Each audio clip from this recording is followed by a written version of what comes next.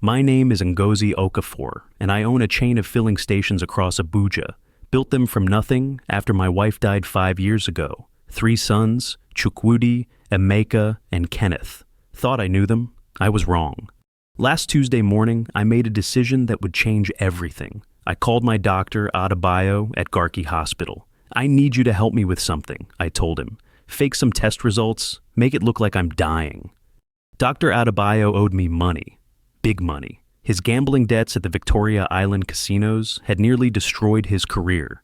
I'd bailed him out twice. Now I needed a favor. What kind of dying? He asked, his voice shaking. Kidney failure, 2 weeks to live, need dialysis money. I slid an envelope across his desk.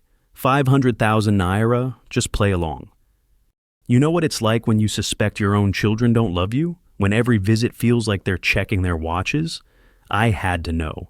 Before I wrote my will, I had to know which of my sons actually cared about their father. Dr. Adebayo created perfect fake lab results. Creatinine levels through the roof, kidney function at 15%, death sentence on paper. He admitted me to a private room, set up the whole charade. Then I made the calls. First, I called Chukwudi, my eldest, 32 years old, always talking about his big business deals in Lagos. Son, I'm in the hospital, kidney failure. I need 2 million naira for dialysis, or I'll be dead in 2 weeks. Silence. Then, Papa, I'm in a meeting. Can we talk about this later? Chukwudi, I'm dying. Click, he hung up on me. My heart felt like someone had stepped on it, but maybe he was just shocked. Maybe he'd call back. I called Emeka next. My middle son, 29, works for some oil company in Port Harcourt. Same story, same desperate plea. Papa, you know things are tight right now. The economy, the naira. Maybe you should try traditional medicine. My in-laws know a good herbalist. Traditional medicine, for kidney failure. My own son wanted me to drink bitter leaves while my organs shut down. But Kenneth was different. He's my youngest, 25, works as a mechanic in Nyanya, lives in a small flat with his girlfriend Blessing, barely makes ends meet. When I called him, his voice broke. Papa, you're in the hospital? Which one? I'm coming now. Kenneth, I need money for treatment. 2 million? I don't have 2 million, Papa, but I'll find it. Just hold on. I'm coming. Within an hour, Kenneth was at my bedside. Sweat on his forehead, grease still under his fingernails from the garage. He'd run all the way from the bus stop. In his hand, a brown envelope. It's not 2 million, Papa. It's only 400,000. But it's everything I have. Everything me and Blessing saved for our wedding next year. I stared at that envelope. My youngest son, the one I'd barely paid attention to, the one who never asked for anything, had just given me his entire future. Kenneth, where did you get this money so fast? His eyes dropped. I borrowed some from a man, Emmanuel. He lends money. I gave him my car as security. My blood went cold. Emmanuel? I knew that name. Area boys whispered it in Garki Market. A loan shark who broke bones when people couldn't pay. Kenneth, what did you do? But before he could answer, 3 men walked into my hospital room. Big men, scars on their faces, the kind of men who make their living from other people's desperation. Kenneth Okafor, the tallest one spoke. Gold teeth gleamed when he smiled. Emmanuel wants to see you, now. Kenneth tried to stand, but his legs were shaking. The men stepped closer, blocking the hospital room door. I could smell their cologne mixed with something else. Violence. It clings to men like these. There's been a misunderstanding, I said, trying to keep my voice steady. This is a hospital. My son is visiting his dying father. The man with gold teeth looked at me like I was a cockroach. No misunderstanding, old man. Your boy owes Emmanuel 2 million naira. Took a loan this morning. Car wasn't worth half that much. 2 million? Kenneth had only given me 400,000. Where was the rest supposed to come from? I'll get the money, Kenneth whispered. Just give me time. Time? The man laughed. Emmanuel don't give time. He gives opportunities. And your opportunity is walking out that door with us, right now.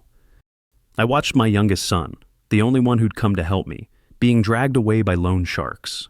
And it was my fault. My stupid test had put him in danger. Wait! I called out, but they were already gone.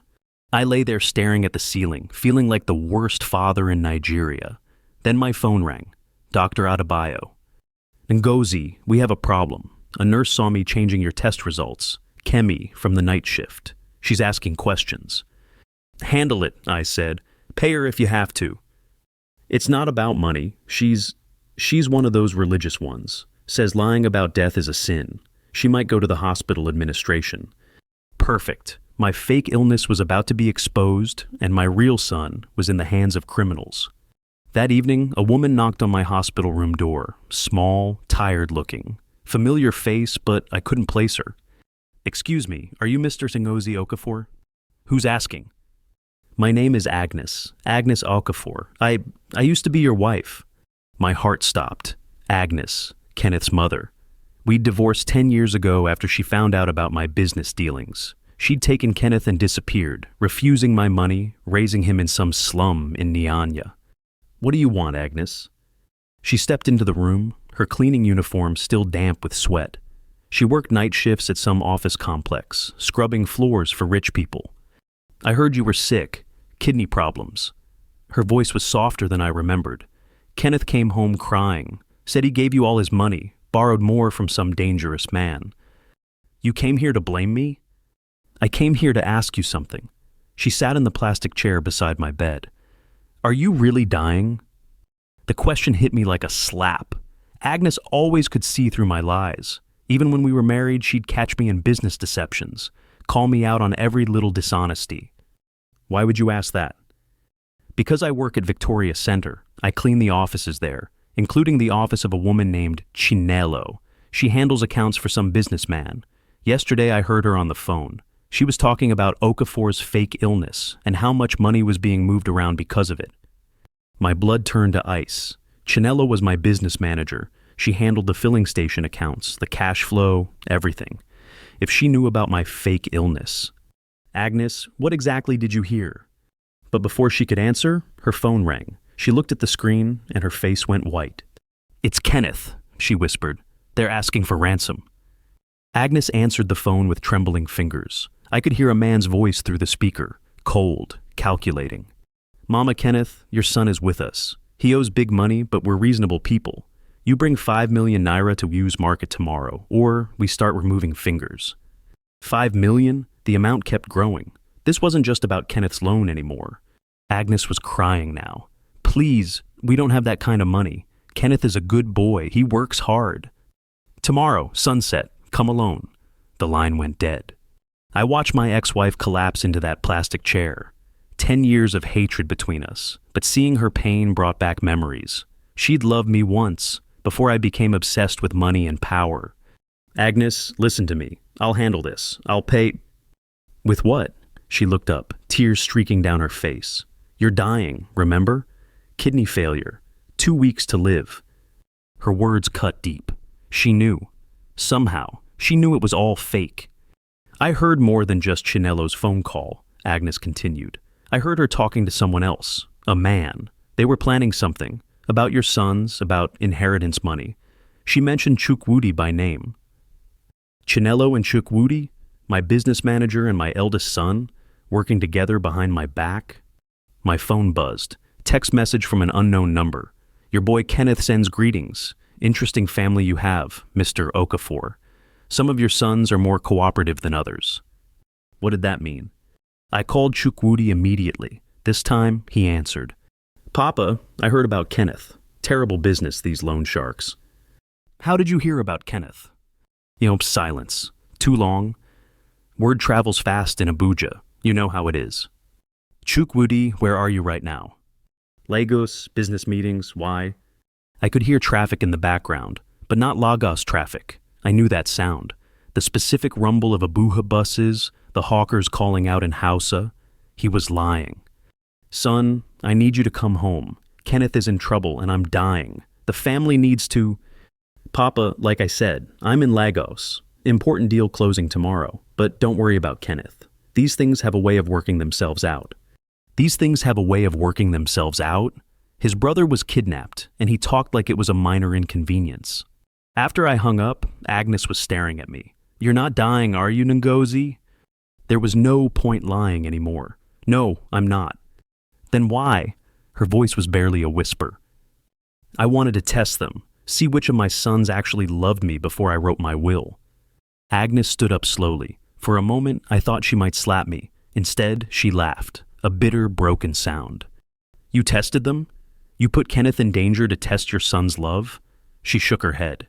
You haven't changed, still playing games with people's lives. Agnes, I didn't know.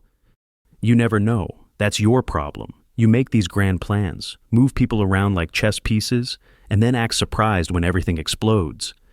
She was right, but right now, blame wouldn't save Kenneth. My phone rang again, Dr. Adebayo, panicking. Ngozi, the nurse Kemi, is talking to Father Michael. You know, that priest from St. Augustine's, the one who does hospital visits? Father Michael, he'd baptized all 3 of my sons, including Kenneth. If Kemi told him about the fake test results, what did she tell him? Everything. She said it's a sin to fake a death illness, that families are suffering because of lies. Father Michael is coming to the hospital tonight. He wants to pray for your soul. Agnes was watching me, putting the pieces together. Father Michael knows Kenneth, she said quietly.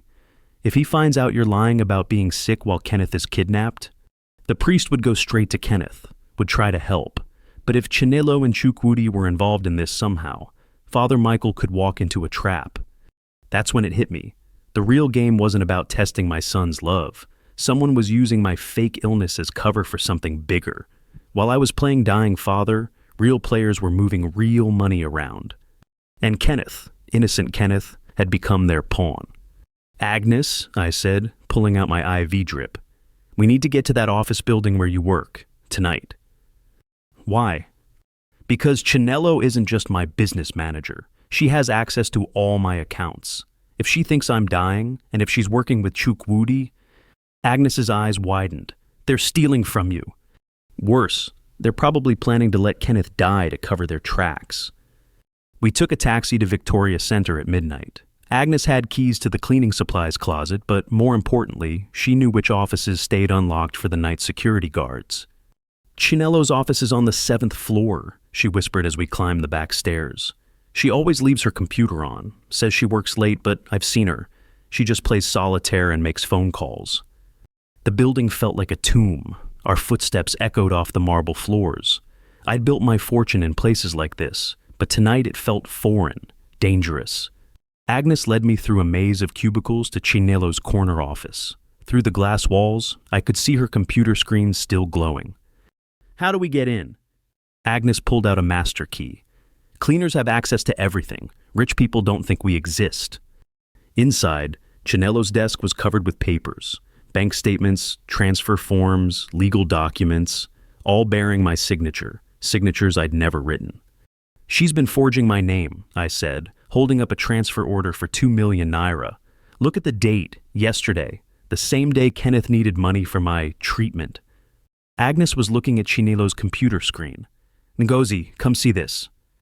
Email correspondence between Chinelo and someone called CO. Had to be Ngozi Okafor. The messages went back weeks. Yes, father's getting suspicious about missing money. Need to accelerate timeline. Agreed. Hospital story is perfect cover. While he's dying, we transfer everything to offshore accounts. What about Kenneth? He's not part of the plan. Kenneth is a problem. Too honest. If he finds out about the fake illness, he'll expose everything. Emmanuel can handle Kenneth, permanently. My hands were shaking as I read. My eldest son and my business manager had been planning to steal my entire fortune, and they were going to murder Kenneth to keep him quiet.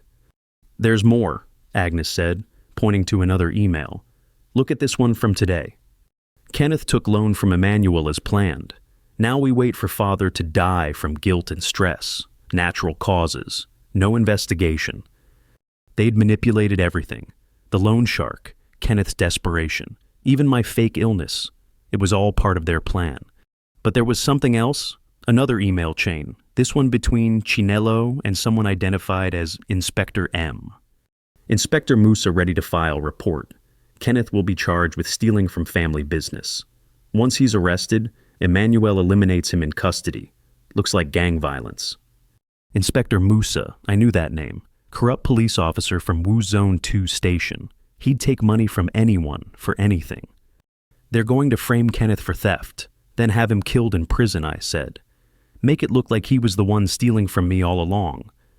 Agnes was crying again, but this time it was anger, not sadness. We have to save him. How? We don't even know where Emmanuel is keeping him. That's when her phone rang. Kenneth's number. Mama? His voice was weak, frightened. They're letting me make one call. I'm sorry about the money. I wanted to help Papa. Kenneth, where are you? What do you see? It's dark. Smells like car oil. I can hear generators running, and there's a big sign outside. Spare Parts Plaza. Mama, I think I'm going to die here. The line went dead. Spare Parts Plaza. Every mechanic in Abuja knew that place. A sprawling market in Katampe, where stolen cars got chopped up and sold for parts. Dozens of warehouses, hundreds of hiding spots. We have to call the police, Agnes said. The police are part of it. Inspector Musa is working with them. Then what? I looked at the computer screen again. One more email, sent just an hour ago. Father Michael asking questions at hospital. Nurse told him about fake test results. This could ruin everything. Suggest we accelerate Kenneth's elimination. Tomorrow morning, before priest can investigate further. Tomorrow morning, they were going to kill Kenneth at dawn. I grabbed Agnes's hand. There's someone we can trust, Father Michael. If he's asking questions about my fake illness, it means he cares. He baptized Kenneth, watched him grow up. But if Chinelo knows the priest is investigating, then we get to Father Michael first. Tell him everything. He has connections with honest police officers, with people who can't be bought. As we left the office, I took photos of every email, every bank document, evidence of the conspiracy, but evidence wouldn't matter if Kenneth was dead by morning. In the taxi back to the hospital, Agnes grabbed my arm. Ngozi, there's something I never told you about why I really left you 10 years ago. Agnes, this isn't the time. It is the time, because you need to understand. I left because I saw you becoming exactly like them, like Chukwudi and Chinelo, so focused on money and power that you stopped seeing people as human beings. Her words hit harder than any punch. Kenneth is different because I raised him different, away from your money, away from your business. I taught him that people matter more than profit. She was right. Kenneth was the only son who'd inherited what mattered. Not my ruthlessness, but his mother's heart. We had 6 hours until dawn, 6 hours to save the only son worth saving. Father Michael lived in a small house behind St. Augustine's Church in Garki. When we knocked on his door at 2 a.m., he opened it wearing a faded Arsenal jersey and reading glasses. Agnes, what are you doing here? And Mr. Okafor, shouldn't you be in the hospital dying? That's exactly what we need to talk about, I said. Inside his modest living room, surrounded by theology books and family photos of parishioners, I confessed everything. The fake illness, the test, Kenneth's kidnapping, the conspiracy between Chukwudi and Chinelo. Father Michael listened without interrupting. When I finished, he removed his glasses and rubbed his eyes. So Kenneth is the only one who passed your test, and now he's going to die for it. Can you help us? I can try, but first, you need to understand something, Ngozi. This isn't just about saving Kenneth. This is about who you choose to be. Are you still the man who tests his children's love, or are you the father who fights for his son? Before I could answer, his phone rang. He looked at the screen, frowned. It's Nurse Kemi from the hospital. At this hour, he answered. Kemi, what's wrong? I could hear her voice, high-pitched and panicked. Father, something terrible has happened. That man you asked me to check on, Mr. Okafor, he's gone, vanished from his room. And there are men looking for him. Dangerous men with scars and gold teeth. Emmanuel's people were at the hospital, looking for me. Father Michael hung up. They know you're not there, which means they know I'm not really dying, I finished. The whole plan is falling apart. Agnes was pacing. If they can't find you, they'll kill Kenneth immediately. No point keeping him alive. My phone buzzed. Text message from Chinelo. Where are you? Hospital says you left. This complicates things. I showed the message to Father Michael. He thought for a moment, then smiled.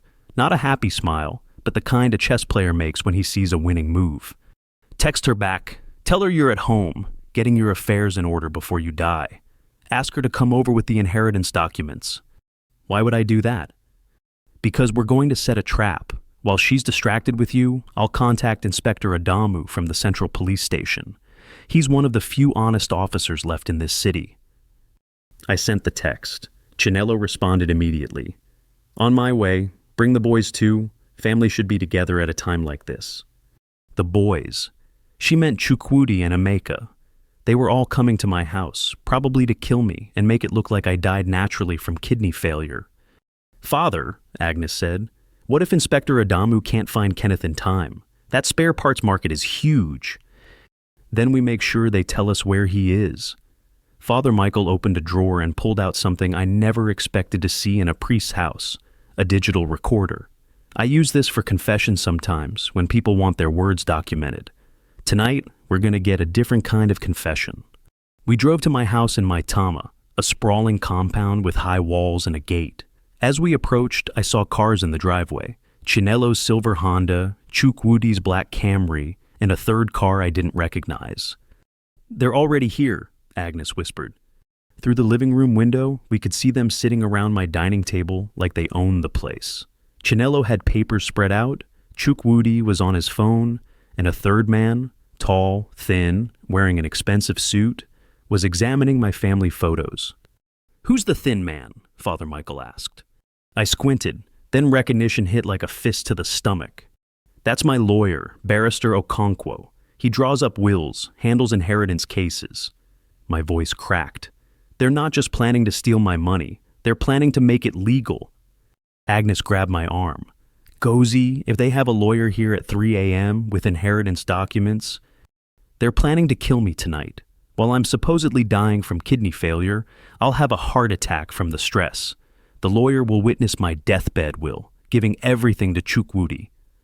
Father Michael was already dialing Inspector Adamu. We need backup, now. But before he could connect, my phone rang. Emmanuel's number. Mr. Okafor, I hear you're not as sick as you pretended to be. Interesting development. Where's my son? Your son is fine, for now. But I've been having conversations with some mutual friends. Seems there's been a change in the payment plan. What change? Instead of $5 million for the boys' release, we're now looking at $20 million for your life and his. Package deal. $20 million. They were planning to extort me for everything, then kill me anyway. I don't have $20 million in cash. But you have filling stations, property, business accounts. Bring me the deeds and transfer papers, and maybe we can work something out. The line went dead. Father Michael had been listening. They're not just stealing from you, Ngozi. They're auctioning you off. Emmanuel gets the business assets, Chukwudi gets the inheritance, Chinelo gets her cut. Through the window, I saw Barrister Okonkwo pulling out official-looking documents. The will was already prepared. How long before Inspector Adamu arrives? I asked. 20 minutes, maybe 30. I looked at my watch. 3:47 a.m. In 2 hours, the sun would rise. Kenneth would be dead, I'd be dead, and my corrupt son would own everything I'd built. Unless we walked into that house and faced them ourselves. I'm going in, I said, reaching for the gate key. That's suicide, Agnes whispered. They'll kill you the moment you walk through that door. Maybe, but they need me alive long enough to sign those papers. And while they're focused on me, Father Michael can call backup, find Kenneth. Father Michael grabbed my shoulder. There's another way. I know someone who can help us. He pulled out his phone and dialed a number. Elia, it's Father Michael. I need your help. Elia, my security guard, the one man I'd always trusted completely. He'd worked for me for 15 years, saved my life twice from armed robbers. Elia's been watching your house, Father Michael explained. He called me earlier, said strange men were coming and going. He's been hiding in the generator shed taking photos. Within minutes, a figure emerged from the shadows behind my house. Elia, tall, muscular, with tribal scars on his cheeks that made him look fierce in the darkness. Oga, he said, I've been waiting for you. These people in your house, they are not your friends. What did you see? The woman Chinelo brought papers. Your son Chukwudi brought a gun. The lawyer brought poison. Poison. They weren't planning a heart attack. They were going to poison me, then claim I died from kidney failure. Elia handed me photos he'd taken through the window. Clear images of Chukwudi handling a pistol, Chinelo counting cash, the lawyer opening a small vial of clear liquid. There's more, Oga. I followed the woman yesterday. She met with Emmanuel at a hotel in Views. They gave her a briefcase full of money. So Chinelo was being paid by the loan shark too. The whole operation was coordinated. Elia, do you know where they're holding Kenneth? Yes, Oga. I followed Emmanuel's men after they left the hospital. Spare Parts Plaza, Warehouse 7. But there are guards, many guards. Father Michael was already on the phone with Inspector Adamu, describing the location. But even with police backup, a raid on the warehouse would take time to organize. Agnes was studying the photos. Look at this one, she said, pointing to an image of my dining room. See that paper on the table? It's not just a will, it's a confession. I looked closer. She was right. The document had Kenneth's name at the top, followed by what looked like an admission of guilt. They're going to forge Kenneth's confession, I realized. Make it look like he stole the money, then killed himself out of shame. Which means they need him alive long enough to get fingerprints on the confession letter, Father Michael said. That gives us a window. My phone buzzed, Chinelo calling. Ngozi, where are you? We're all here waiting. The lawyer needs to witness your signature before I die? Silence. Then, before you get too weak to write clearly, your handwriting needs to be legitimate. I looked at Agnes, at Father Michael, at Elia. 3 people willing to risk their lives to save my son. Kenneth, the son I'd barely paid attention to, the one who'd grown up without my money or influence, had inspired more loyalty in others than my successful sons ever had. I'll be there in 10 minutes, I told Chinelo. Come alone. Of course. I hung up and turned to the others. Here's what we're going to do. The plan was simple, but dangerous. I'd go inside, play along with their scheme long enough to get information about Kenneth's exact location and the timing of his murder. Meanwhile, Elia would circle around to the back of the warehouse, and Father Michael would coordinate with Inspector Adamu for simultaneous raids on both locations. Agnes would stay hidden outside my house, ready to call for help if things went wrong. What if they poison you immediately? She asked. Then you make sure they pay for it. I looked at her seriously. Agnes, if I don't survive this, promise me something. Take care of Kenneth, help him build a better life than I ever could. She nodded, tears in her eyes. As I walked toward my front door, I felt strange. Not scared exactly, but clear. For the first time in years, maybe decades, I knew exactly who I was fighting for and why. Inside, I could hear laughter. Chukwudi's voice, loud and confident. Once the old man signs these papers, we'll be set for life. Chinelo's reply, and once Kenneth signs his confession, there'll be no loose ends. Barrister Okonkwo's professional tone, the poison will work within minutes. Heart failure, consistent with his kidney condition, no autopsy needed. They were celebrating my death before I was even dead. I put my hand on the door handle, said a quick prayer, something I hadn't done since my wife died, and walked into my own house to face my son's betrayal. The moment I entered the living room, 3 faces turned toward me. Chukwudi smiled, like nothing was wrong. Chinelo stood up, papers in hand. The lawyer checked his watch. Papa, Chukwudi said. You look better, almost like you're not dying at all. His words carried a threat. They knew about the fake illness, which meant they'd been planning this longer than I thought. Sit down, Ngozi, Chinelo said, gesturing to the head of the table. We have business to discuss. On the table was a glass of water, and beside it, the papers they wanted me to sign. Through the window, I caught a glimpse of Agnes hiding behind my car. It was time to find out how far my own son would go to destroy me. I sat down at my own dining table, like a guest in my own home. The glass of water sparkled innocently in the lamplight, but I could see a faint residue at the bottom, the poison, already dissolved and waiting. Papa, you're looking stronger, Chukwudi said, still smiling that fake smile. Maybe the doctors were wrong about the kidney failure?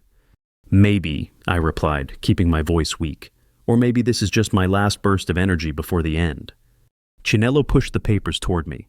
These are just precautionary documents, in case your condition worsens suddenly.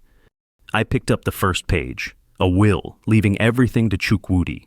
The second page was worse, a power of attorney, giving him immediate control of all my assets. The third page made my blood boil. Kenneth's forged confession, a detailed admission of embezzling money from the family business, written in handwriting that looked remarkably like his. They had practiced. "This says Kenneth stole 2 million naira from the filling stations," I said. "Terrible business," Barrister Okonkwo interjected. "Young people today, no respect for family." "Where is Kenneth now?" I asked, looking directly at Chukwudi. "Safe," my son replied, "getting the help he needs to overcome his gambling problem." Gambling problem. They'd even created a cover story. "I'd like to see him before I sign anything." Chukwudi's smile flickered. "Papa, you're very weak. The trip would be too much for your heart." "My heart is fine." Wrong thing to say. All three of them exchanged glances. Chinelo's hand moved toward her purse. "Ngozi," she said carefully, "drink some water. You look dehydrated." There it was, the moment of truth. I picked up the glass, brought it to my lips, and pretended to drink while actually letting the water touch only my closed mouth. "Now," Chinelo continued, "about those signatures." My phone vibrated in my pocket. Text message. Under the table, I glanced at it. "Father Michael, Inspector Adamu at warehouse. Kenneth alive but injured. Need 10 more minutes." 10 minutes. I had to stall for 10 minutes while poison was supposedly killing me. "I need to read through these documents carefully," I said. My lawyer always told me never to sign anything without understanding every word. "Your lawyer is right here," Barrister Okonkwo said impatiently. "I can explain anything unclear." "Actually, I have some questions about the business valuations. Chinelo, these numbers seem low. The filling stations are worth more than this." Chinelo's composure cracked slightly. "Market conditions have changed. Fuel scarcity, competition from bigger chains. Interesting, because last week you told me profits were up 15%. Silence. They hadn't expected me to remember details, hadn't counted on my mind being clear. Chukwudi was getting nervous. "Papa, just sign the papers. You're tired. You need rest." "I'm not tired at all. In fact, I feel remarkably energetic for a dying man." Another exchange of glances. They were realizing their poison wasn't working. Chinelo stood up abruptly. "Excuse me, I need to make a phone call." She stepped into the kitchen, but I could hear her whispering urgently. "Emmanuel, we have a problem. He's not responding as expected." That's when Chukwudi made his mistake. He pulled out his phone and sent a text message, thinking I wasn't watching, but I could see the screen reflection in the window behind him. "Kill the boy now. Old man suspects something." My heart nearly stopped, but I forced myself to stay calm. Through the window, I saw Agnes moving closer to the house. She'd seen Chinelo making the call. "You know what, son?" I said, standing up. "I think I will sign these papers. Family should stick together." Relief washed over their faces. Too much relief. They thought they'd won. I picked up the pen and started signing, slowly, deliberately, buying every second I could. As I wrote my name on the will, I heard something that made me smile. Sirens, faint at first, then getting louder. Chukwudi heard them too. "What's that noise?" "Probably an ambulance," I said, still signing. "Lots of sick people in Abuja these days." The sirens were getting closer. Chinelo rushed back from the kitchen. "We need to leave, now." "Why?" I asked innocently. "I'm almost finished signing." Barrister Okonkwo was stuffing papers into his briefcase. "Mr. Okafor, we can complete this another time." "No need." I stood up, dropping the pen. "You see, I've already completed everything I needed to do tonight." That's when they noticed I wasn't showing any symptoms of poisoning. No weakness, no difficulty breathing, no signs of heart failure. "You didn't drink the water," Chinelo whispered. "No, I didn't. Just like I'm not dying of kidney failure, and just like Kenneth didn't steal any money." Chukwudi's hand moved toward his jacket, toward the gun Aaliyah had seen. But before he could draw it, my front door exploded inward. Inspector Adamu burst in with 4 officers, weapons drawn. "Nobody move." In the chaos that followed, I saw Barrister Okonkwo trying to destroy documents, Chinelo screaming about false accusations, and Chukwudi reaching for his weapon. But all I cared about was the phone call from Father Michael. "Ngozi, we got him. Kenneth is safe, beaten up but alive. Emmanuel and his men are in custody." I sank into my chair, suddenly feeling every one of my 62 years. My son, my youngest, most innocent son, was alive. Outside, I could see Agnes crying with relief. Through the window, she gave me a thumbs up. But the night wasn't over yet. There was still one more surprise waiting. As the police handcuffed Chukwudi, he looked at me with pure hatred. "You think you've won, old man? You have no idea how deep this goes." "What do you mean?" He smiled, the same cold smile I'd seen too many times in business deals. "Emeka? You think Emeka wasn't part of this? He's been moving money offshore for months. Even if you stop us, you'll never see that money again." My middle son, the one I'd barely considered in all this. He'd been the silent partner, the one handling the international transfers while Chukwudi played the obvious villain. Inspector Adamu looked at me. "Mr. Okafor, we'll need full statements from everyone. This investigation is just beginning." As they led my eldest son away in handcuffs, I realized something that should have terrified me, but somehow felt like freedom. I was about to lose 2 of my 3 sons to prison. Most of my stolen money was probably gone forever, and my business reputation was destroyed. But Kenneth was alive, and for the first time in years, I knew exactly what mattered. 3 days later, I sat in Kenneth's hospital room at Garki General. His face was still swollen from the beating, his left arm in a cast, but his eyes were clear and forgiving. "Papa, why did you do it? The fake illness, I mean." I'd been dreading this question. How do you explain to your son that you were testing his love like some kind of laboratory experiment? I wanted to know which of my sons actually cared about me. Stupid, wasn't it? Kenneth was quiet for a long moment. Then he smiled, the same gentle smile his mother used to give me when I'd done something particularly foolish. "Papa, I would have cared about you even if you were broke. Money doesn't make fathers."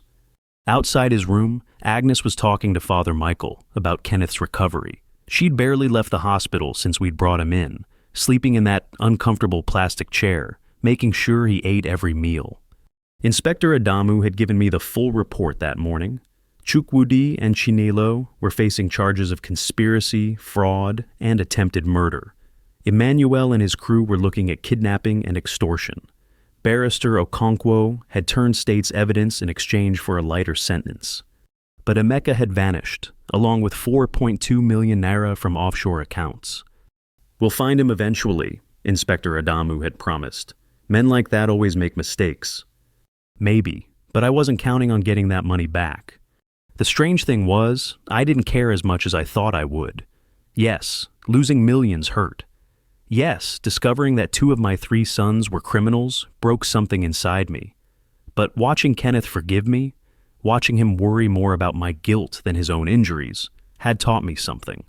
I'd spent 30 years building wealth and testing people. Kenneth had spent 25 years building character. Which of us had been more successful? Dr. Adebayo had been arrested too, but he'd confessed to everything. The hospital administration fired him and offered to waive all of Kenneth's medical bills as an apology for their staff's involvement in the fraud. "Small mercies," Agnes had said. On the 4th day, as Kenneth was preparing to leave the hospital, he asked me something unexpected. "Papa, what happens to the filling stations now? The business?" I'd been thinking about that. With Chinelo gone and half my capital stolen, the business was in trouble. I could probably keep it running, maybe even rebuild, but it would take years. Why do you ask? Because I've been thinking. I know about engines, about fuel systems. Maybe I could help. Learn the business side from you. Agnes looked up from her chair. "Kenneth, you don't have to." "I want to, Mama. Not for money, for family."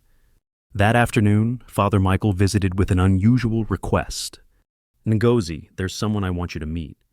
He brought in a young woman, maybe 30 years old, wearing a simple dress and carrying a briefcase. "This is Ifeoma Okwu. She's a lawyer, but more importantly, she's been investigating financial crimes in Abuja for the past 5 years. Pro bono work, mostly helping people who've been cheated by corrupt businessmen." Ifeoma shook my hand firmly.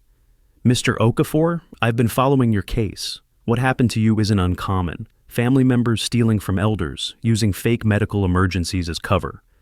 What can you do about it?" "More than you might think. Emeka may have moved money offshore, but international financial crimes leave trails. If you're willing to be patient, We might recover more than Inspector Adamu thinks." She opened her briefcase and pulled out a thick folder. "I've already traced some of the transfers. Emeka used a shell company in Ghana, but he made several procedural mistakes. The Ghana Banking Commission has frozen the accounts pending investigation. Hope, something I hadn't felt in weeks. What do you want in return?" "Nothing. This is what I do. But I have a suggestion about your business." She pulled out another document. "Instead of rebuilding as a traditional corporation, consider restructuring as a family trust. Kenneth as the primary beneficiary, with Agnes as a trustee. It would protect your assets from future fraud and ensure the business serves your family rather than tempting criminals." A family trust, with Kenneth and Agnes in control. The idea should have terrified me, giving up control of everything I'd built. Instead, it felt like the first smart decision I'd made in years. 2 months later, Kenneth was back on his feet and learning every aspect of the filling station business. Agnes had quit her cleaning job and taken over the accounting. She had a sharp eye for numbers and zero tolerance for corruption. Ifeoma had recovered 3.8 million of the stolen money. Emeka was arrested in Accra, trying to withdraw cash from the frozen accounts. But the real victory wasn't financial. One evening, as I watched Kenneth teaching his girlfriend Blessing how to check fuel quality and Agnes reviewing the day's receipts, I realized something that would have shocked my younger self. I was happier now, with less money and fewer sons, than I'd ever been when I was rich and surrounded by people who only loved my wealth. Kenneth looked up from the fuel tank he was inspecting. "Papa, Blessing and I have been talking about the wedding we postponed." "Kenneth, if you need money for the ceremony..." "No, Papa. We want something simple, just family and friends, people who actually care about us." He paused, then added, "Would you walk me down the aisle? I know traditionally it's the bride's father, but..." I couldn't speak for a moment. My throat was too tight. "I would be honored, son." Agnes smiled at me from across the station courtyard. Not the bitter smile of our divorce, but something warmer, forgiveness maybe, or just the satisfaction of seeing our son become the man she'd raised him to be. As the sun set over Abuja, painting the sky orange and red, I thought about the test I'd created for my sons. Chukwudi had failed by choosing greed over love. Emeka had failed by choosing theft over loyalty. But Kenneth had passed a test he didn't even know he was taking. He'd shown me what real wealth looks like: character, forgiveness, and the willingness to love people even when they don't deserve it. 6 months later, at Kenneth and Blessing's wedding, Father Michael gave a toast that stayed with me. "Family isn't about blood or money," he said. "It's about who shows up when everything falls apart."